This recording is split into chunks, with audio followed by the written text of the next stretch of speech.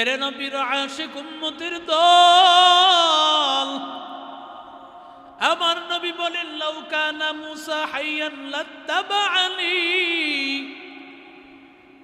নবী বলেন আমি দুনিয়াতে আগমন করার পর মুসা নবী যদি জিন্দা থাকতো তাহলে মুসা নবী আমি রাহমাতুল লিল আলামিনের অনুসরণ করত। সুবহানাল্লাহ বলে। এরে আল্লাহর বান্দা, মুসা নবী জিন্দা থাকলে মুসা নবীও মানত ইসলাম। ওরে নবীর আশিক উম্মতের দল, অথচ মুসা নবীর ধর্ম তো ছিল ইহুদি ধর্ম।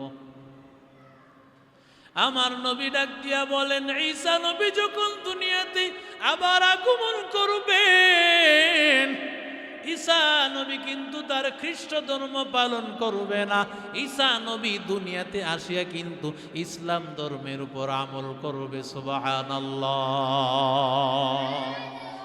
একদিন তাওরাত কিতাবের কিছু কথা নিয়ে হাজির। তাওরাত কিতাবটাও আসমান থেকে নাজিল, তখন তো বিকৃত হয় নাই, তাও অনেক বিকৃত হয়ে গিয়েছে। নবীর কাছে তাওরাত কিতাবের কিছু অংশ পড়া হয়েছে। ওমর বলেন পয়গম্বর, তাওরাত কিতাবের কথাগুলো তো ভালোই লাগে। নবী বলে সাবধান, তোমাদের জন্য কি আল্লাহর কোরআন কি যথেষ্ট নয়? আল্লাহর কোরআন যেখানে আসবে সেখানে অন্য কোনো কিতাব চলবে না। যালিকাল কিতাবু লা রাইবা ফীহি,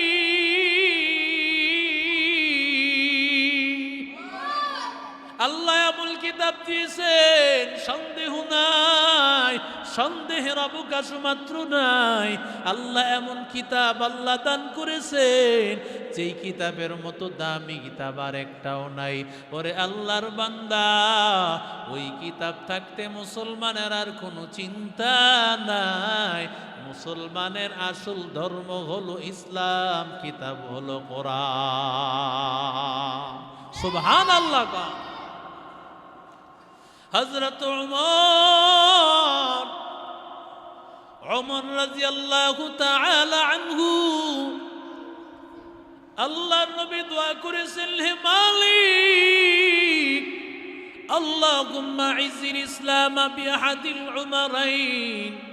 আয় আল্লাহ, ইসলাম ধর্মকে শক্তিশালী করেন।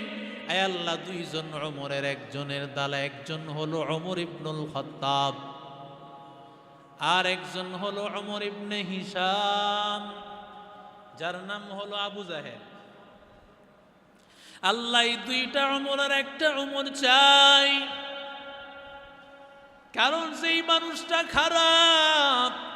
ও যদি ভালো হয়, এলাকার নেতা যদি ভালো হয়, এলাকার সব মানুষ ভালো হয়ে যাবে। তার কারণে কেউ খারাপই করতে পারে না। কারণ নেতা যদি ভালো হয়, এলাকার মানুষগুলো ভালো হয়ে যাবে। আমার নবী সাইয়্যিদুল মুরসালিন, সাইয়্যিদুল কাউনাইন, আমার নবী দোজাহানের সর্দার, দোজাহানের নেতা, সমস্ত নবীদের নেতা, সমস্ত মানুষের নেতা, সমস্ত মাখলুকাতের নেতা। ওই নবী যখন দুনিয়াতে আসছেন, আমার নবী লুবুইস্তুলি উতাম্মিমা মাকারিমাল আখলাক, আমার নবী আসিয়া মানুষকে উত্তম চরিত্র যখন শিখাইছেন, ওই মানুষগুলোর মধ্যে আর নেশা নাই, ওই মানুষগুলোর মধ্যে আর কোনো খারাপই নাই। আমার নবীর কারণে ওই মানুষগুলো পৃথিবীর সেরা মানুষ হয়ে গেছে। আল্লাহ এই মানুষগুলোর ব্যাপারেই বলেছেন, কুনতুম খায়রা উম্মাতিন উখরিজাত লিন্নাস তা'মুরুনা বিল মা'রুফি ওয়া তানহাউনা আনিল মুনকার। আল্লাহ বলেন, ও দুনিয়ার মানুষেরা, যারা নবীর উম্মত, আখিরি জামানার পয়গম্বরের উম্মত, তোমরাই সেরা মানুষ, তোমরাই সেরা জাতি। কারণ আমি আল্লাহ তোমাদেরকে সর্বশ্রেষ্ঠ নবীর উম্মত বানাইলাম। তোমাদের মর্যাদা আমি আল্লাহ সবার উপরে দান করেছি। আরো জোরে বলেন।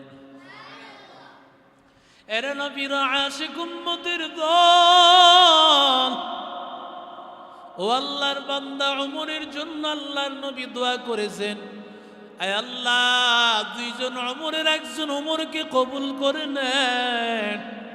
আল্লাহ তাআলা নবীর দোয়া তো কখনো ফেরত যাবে না, যে কোনো এক জায়গায় তো সেটা কবুল হবে। রাতের বেলায় বৃহস্পতিবার রাত আমার নবী দোয়া করেছেন। আমার নবী দোয়া করার পর ওদিক দিয়া ওমর ইবনুল খাত্তাব ওমর দৌড়াইতেছেন, ওমর দৌড়াইতেছেন, রাহমাতুল লিল আলামিনের গর্দান আলাদা করবেন। আবু জাহেল বলে, কে নবীর গর্দান আলাদা করতে পারবি? কেউ রাজি হয় না, কারণ নবীর গর্দান আলাদা করবে এমন দুঃসাহস কারোই হয় না। এমন সময় কেউ যখন সাহস দেখাইতে পারে না, ওমর ইবনুল খাত্তাব বলে, আমি পারবো, আমি মুহাম্মদের গর্দানটা আলাদা করে দিব। নাউজুবিল্লাহ কর। মুহাম্মদের গর্দান আলাদা করে দিব। আমার নবীর গর্দান আলাদা করার জন্য রওয়ানা। ওমর দৌড়াইতেছেন। এমন সময় সাহাবীর সাথে সাক্ষাৎ, কই যাইতেছ ওমর? মুহাম্মদের গর্দান আনার জন্য। বলে, মুহাম্মদের গর্দান আনতে যায় পরে আগে নিজের ভগ্নিপতি এবং নিজের বোনের খবর নাও। তোমার ঘরের বোন এবং ভগ্নিপতি মুসলমান হয়ে গেছে।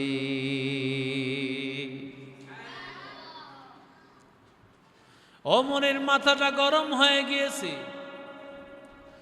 ওমর চিন্তা করতেছেন, এটা কি করে সম্ভব? না না, এটা মানা যায় না, এটা কোনোদিন মানা যায় না। ওমর রাদিয়াল্লাহু তাআলা আনহু দৌড়াইয়া ঘরের মধ্যে চলে গেছেন। দরজার সামনে আসিয়া কোরআনের কিছু সামান্য আওয়াজ ওমর শুনেছেন। ওমর রাদিয়াল্লাহু তাআলা আনহু আওয়াজ করে দরজার ভিতরে ঢুকছেন। ঢোকার পর ওমর রাদিয়াল্লাহু তাআলা আনহু বোনকে ডাক দিয়া বলে, তোরা কি করেছিস বল? বলে, আমরা কালেমা পড়েছি, আমরা মুসলমান হয়েছি, আমরা নবীর আদর্শের কালেমাটা গলায় পড়েছি। ওরে নবীর আশিক উম্মতের দল, বোন জামাইকে এবার ভগ্নিপতিকে ধরিয়া ওমর এমন ভাবে আঘাত, এমন ভাবে মারধর শুরু করে দিল, মারের কারণে রক্তাক্ত হয়ে গেল। বোন সহ্য করতে না পারিয়া বোন নিজের শরীরটা তার জামাইয়ের সামনে, তার স্বামীর সামনে তার শরীরটা দিয়া দিল। এরে আল্লাহর বান্দারা, এরে যুবক, এমন সময় বোনের শরীরেও আঘাত, বোনের শরীরেও রক্তাক্ত হয়ে গেছে। এমন সময় ডাক দিয়া বলি, রে ভাই, তুই কি পারলি তোর মায়ের রক্ত ঝরাইতে? এই যে তাকায় দেখ, এই রক্ত তো তোর মায়ের রক্ত, তোর মার আমার মায়ে কি মা, তুই কেমনে পারলি তোর মারে আঘাত করতে? এরে নবীর আশিক উম্মতের দল, কত সময় দেখা যায় বাইতুল্লাহ, আমাদের এক বুজুর্গ আলেম বলেন, বাইতুল্লাহ এক আল্লাহর বান্দা তার মাকে কাঁধে করে নিয়া তার মাকে সাফা মারওয়া সাই করতেছে, তাওয়াফ করতেছে, তাওয়াফ করতেছে, আবার সাফা মারওয়া সাই করতেছে। এমন সময় বুজুর্গ ডাক দিয়া বলতেছেন, এত আধুনিক যুগে মানুষ তো চাইলে, এখন তো মানুষ হুইল চেয়ারের অভাব নাই, হুইল চেয়ার দিয়া তোমার মাকে তুমি তাওয়াফ করাইতে পারো, সাফা মারওয়া সাই করাইতে পারো। আল্লাহর বান্দা ডাক দিয়া বলতেছে, আল্লাহর বান্দা ডাক দিয়া বলতেছে, আমার মা আমারে পেটের মধ্যে ধারণ করেছে, আমি আমার মাকে কাঁধে নিলাম, দেখি আমার মাকে আমি কাঁধে নিতে পারি কিনা। আমার মা তো আমাকে 10 মাস 10 দিন পেটে নিয়েছে, আমার মা কত কষ্ট করেছে, আর আমি মাকে কাঁধে নিয়ে আমি তওয়াফ করব, সাই করব, আমি তো আমার মায়ের ঋণ কোনোদিন শোধ করতে পারবো না। এবার বনির শরীরে আঘাত করতে করতে যখন বনের শরীর, এদিকে মনোযোগ, যখন শরীরটা রক্তাক্ত করে ফেলেছি, বোন যখন এই কথা বলেছি, রে ভাই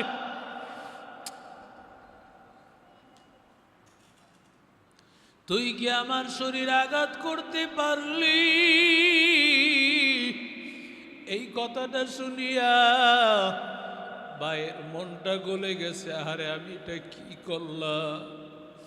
ওরে নবীর আশিক উম্মতের দাত, ওরে আল্লাহর বান্দারা, ওরে যুবক, ও আল্লাহর বান্দারা, এমন সময় ভাই হযরত ওমরের মনটা গলে গেছে। ওমর ডাক দিয়া বলে, রে বোন, কি তেলাওয়াত করতেছিলি, কি পড়তেছিলি, আমারে শোনা।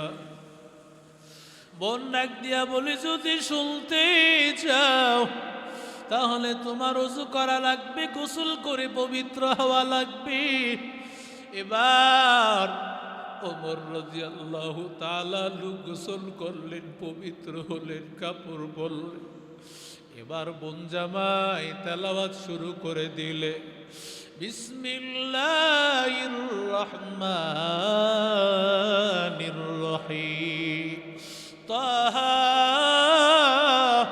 মা আনজালনা আলাইকাল কুরআন, মা আনজালনা আলাইকাল القرآن لتشقى إلا تذكرة لمن يخشى تنزيلا ممن خلق الأرض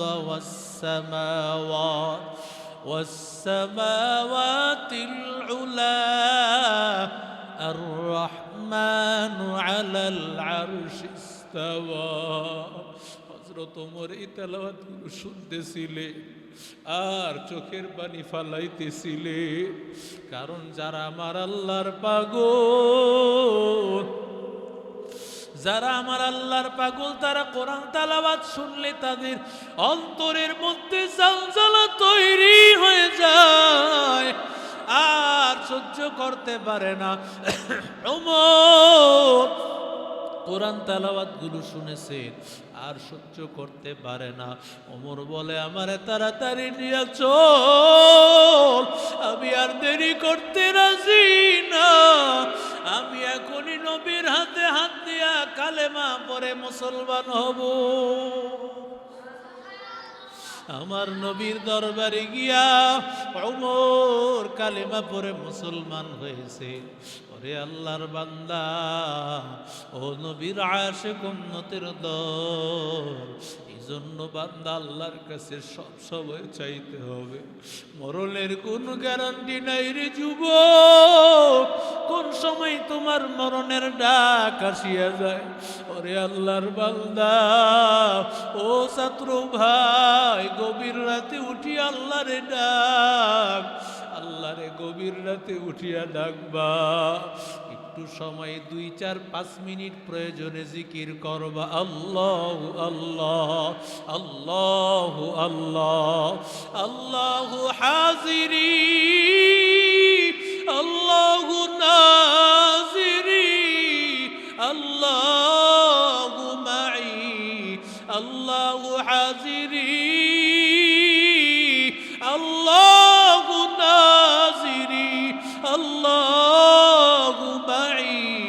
আল্লাহর ডাক বসিয়া মালিক রে ডাক। আল্লাহরে না ডাকলে হাফেজ হতে পারবি না, তুই আলেম হতে পারবি না, আল্লাহ তোর ব্যবসায় বরকত দিবে না। ওই স্থানের ব্যবসায়ী ভাইরা, আল্লাহরে না ডাকলে তোমারে আল্লাহ ব্যবসায় বরকত দিবে না। আমার আল্লাহকে বলতে পারলে আল্লাহ তোমার সব রাস্তা খুলে দিবে। আল্লাহ বলে তুই আমি আল্লাহরে ডাক, আমি আল্লাহরে যদি ডাকতে পারো আমি আল্লাহ তোর সব রাস্তা খুলে দিব। কারণ আমি আল্লাহ তৈরি, তোরে দেওয়ার জন্য আমি আল্লাহ রেডি, আমি আল্লাহ দেওয়ার জন্য প্রস্তুত হয়ে আছি। আমি আল্লাহ তো খাই না, তোরে খাওয়াই। আমি আল্লাহ নেই না, আমি আল্লাহ শুধু দেই। আমি আল্লাহ তোরে দিব, তোর কি লাগবে বান্দা বল, আমি আল্লাহ সব কিছু তোরে দিয়া দিব। ও ছাত্র ভাইরা, আমার আল্লাহর কাছে না চাইলে পাওয়া যায় না। আমি সব সময় বলি, আমাদের বুজুর্গরা বলতেন বাচ্চায় না কাঁদলে মায়ও দুধ দেয় না। তুমি আল্লাহর কাছে না চাইলে পাইবা না। আল্লাহর কাছে যদি বলতে পারো মালিক আয় আল্লাহ আমার রাস্তাটা খুলে দাও, আমার রাস্তাটা খুলে দাও, আয় আল্লাহ আমার মতো গুনাহগার কেউ নাই, জাহান্নামের আযাব সহ্য করতে পারবো না। ও আল্লাহর বান্দা, একটা সেকেন্ডের আযাব সহ্য করতে পারবা না, দুনিয়ার আগুন সহ্য করতে পারো না, জাহান্নামের আগুন কি করিয়া সহ্য করবা? কারণ 69 গুণ বাড়াইয়া দিবে, ওই আগুন কি করে সইবি? ওই আগুন সহ্য করা যাবে না।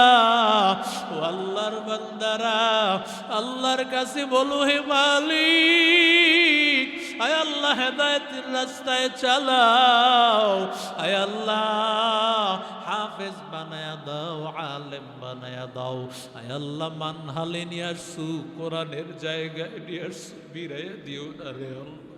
ও আল্লাহ আমাদেরকে ফিরাইয়া দিও না।